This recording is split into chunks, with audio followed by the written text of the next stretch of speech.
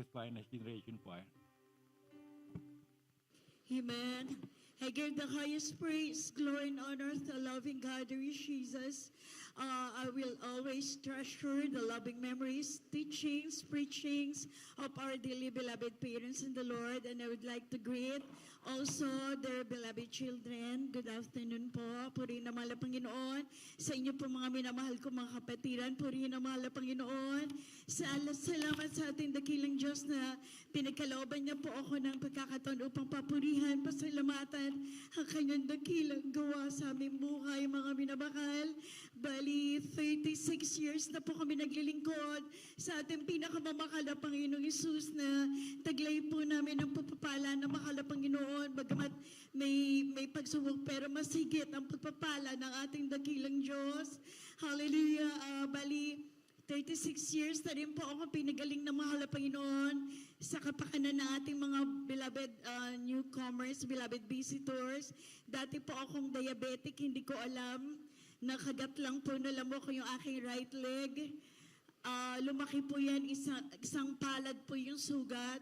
Pero nung nakadalo po kami dito sa Bananaguwayan ng Jesus Miracle Crusade, tunay na pinagaling po ako, walang gamot. Salamat sa mahal na Panginoon. Yung aking beloved husband na problemado ko nung araw, hindi sa binababa ko yung aking beloved husband. Talagang andun lahat ng bisyo, pero nung after mabautismohan sa tubig sa pangalan ng ating pinakamamahal na Panginoon Jesus, tunay na binago ng ating pinakamamahal na Panginoon Jesus. Amen. At nagpapasalamat po ako sa ating dakilang Diyos na pinagkalooban niya ako ng 7 anak na andyan talaga lahat, provided lahat ng mahal na Panginoon kahit sa kanilang mga pag-aaral, ang mahal na Panginoon na nagpo-provide. Pasalamat ko rin po yung latest naming pagpapala, etong January, mga minamahal. Bali yung kotse na ginagamit namin, mga minamahal, is medyo tumatanda na, 5 years na po, mga minamahal, marami na siyang sakit, yung aming kotse. Sabi ko sa aking beloved husband, kapag na-assign po siya, sabi ko mag-grab na lang tayo dahil mas convenient. Nakakapag-share pa po kami sa mga driver.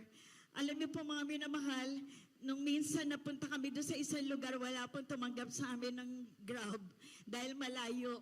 Sabi ko, Han, kailangan din pala natin talaga ng sasakyan.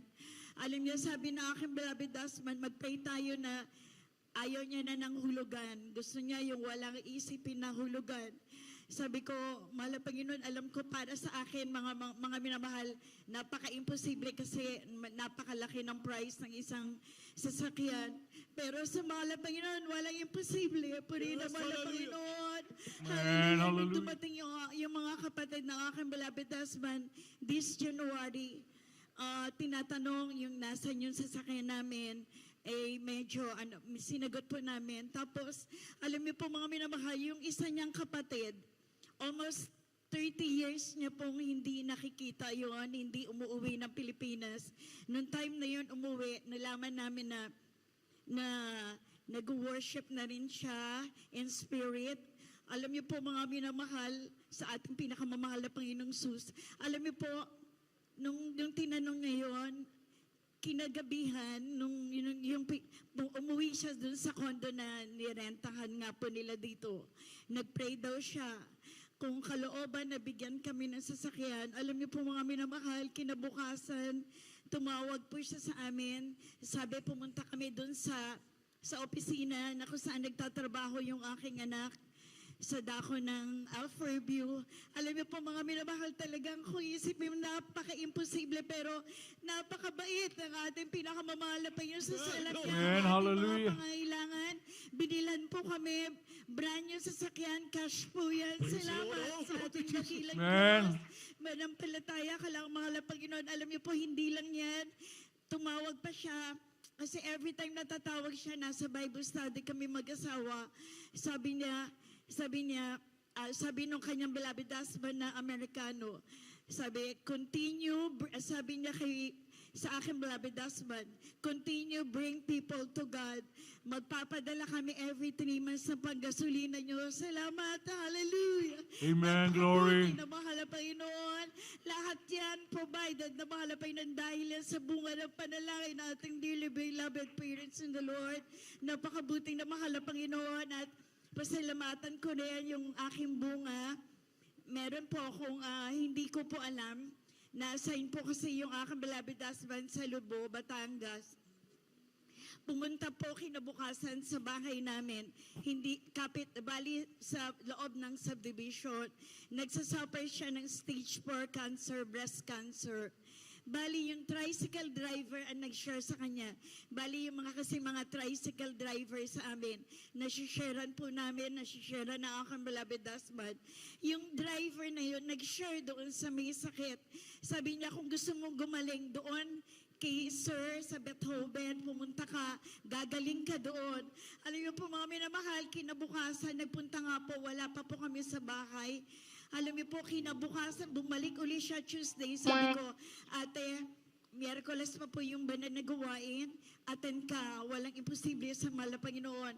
Alam niyo po, ang ginawa niya, pumunta muna sa doktor.